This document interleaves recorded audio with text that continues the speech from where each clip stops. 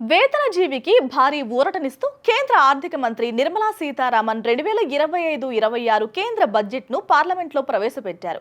కొత్త పన్ను విధానంలో 12 లక్షల వరకు ఆదాయపు పన్ను సున్నా చేశారు.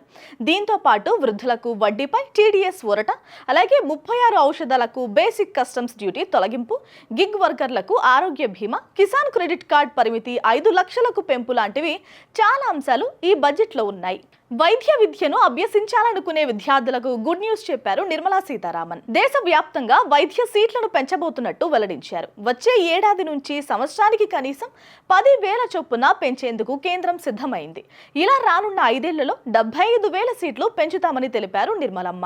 ఆర్థిక శాఖ మంత్రి నిర్మలా సీతారామన్ ప్రవేశపెట్టిన కేంద్ర బడ్జెట్ పై విపక్ష కాంగ్రెస్ పెదవి విరిచింది. 4 కీలక రంగాలను అభివృద్ధికి శక్తి ఇంజన్లుగా పేర్కొనడంపై విమర్శలు గుప్పించింది. బడ్జెట్ రైలుకు అనేక ఇంజన్లు ఉన్నాయని, దీంతో ఇది కాస్త పట్టాలు తప్పిందని పేర్కొంది.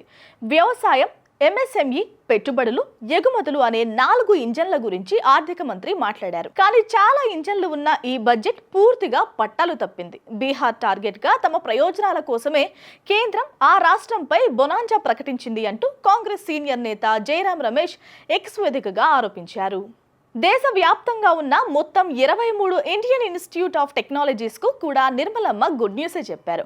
ఆయా ఐఐటీలలో సీట్ల సంఖ్యను రానున్న 10 సంవత్సరాలలో 100% పెంచుతామంటూ హామీ ఇచ్చారు.